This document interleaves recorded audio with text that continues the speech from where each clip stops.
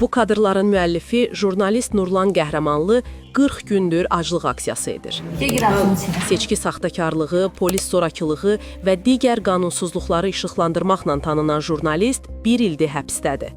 O, Meydan TV jurnalistlərinə qarşı açılmış cinayət işi çərçivəsində mühakimə olunur.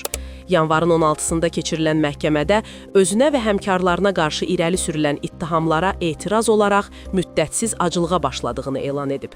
Bir neçə gün əvvəl həbsinin il dönümündə yazdığı məktubda Nurlan deyir ki, qarşılaşdığı ədalətsizliklər fonunda əlindən aclıq aksiyasından başqa heç nə gəlmir.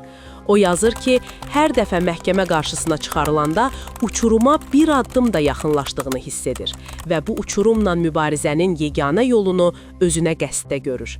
28 yaşlı Qəhrəmanlı və digər jurnalistlər qaçaqmalçılıq və başqa maddələrlə ittiham olunur. İstintaq iddia edir ki, onlar beynəlxalq təşkilatlardan aldıqları qrant vəsaitlərini qanunsuz yolla ölkəyə gətiriblər. Seçki saxtakarlıqlarını cəmiyyətə çatdırmışam, səssizlərin səsi olmuşam və mən heç vaxt hazırladığım reportajlara görə peşman olmamışam. Siz nə düşünürsünüz? Sizcə jurnalistlərin həbsinin səbəbi iddia olunan qanunsuz fəaliyyətdir, yoxsa onların üzə çıxardıqları qanunsuzluqlar? Çəkil, hələ siz ona baxırsınız, bunu telefonla alıb qırmırsınız.